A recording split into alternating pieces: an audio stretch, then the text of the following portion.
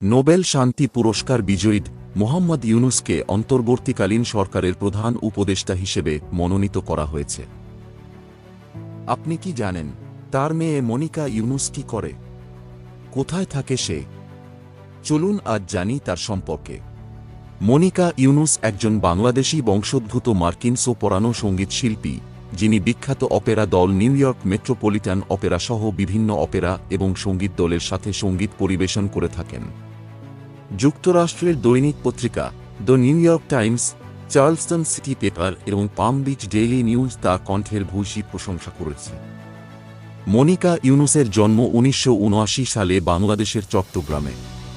তিনি শান্তিতে নোবেল পুরস্কার বিজয়ী বাংলাদেশি অর্থনীতিবিদ মোহাম্মদ ইউনুস এবং তার তৎকালীন স্ত্রী রাশিয়ান বংশোদ্ভূত ভেরা ফরস্তেনকোয়ের কন্যা। মনিকার মা যুক্তরাষ্ট্রের নিউ জার্সিতে বসবাসকারী রাশিয়ান অভিবাসীর কন্যা ছিলেন।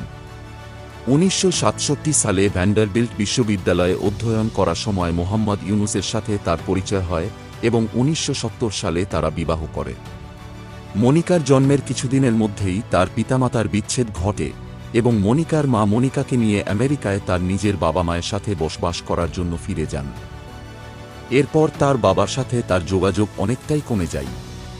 তিনি কিন্তু তার বাবার উপর নির্ভরশীল ছিলেন না, বরং নিজেকে করেছেন উন্নত। তার অপেরা সঙ্গীত দিয়ে অনেকটাই করেছেন মুগ্ধ। তার বাবা মানুষের এই ভালোবাসা পাওয়াতে তিনি নিশ্চয় অনেক খুশি। এরকমই ভিডিও দেখতে আমাদের চ্যানেলকে সাবস্ক্রাইব করুন এবং লাইক দিয়ে পাশে থাকুন।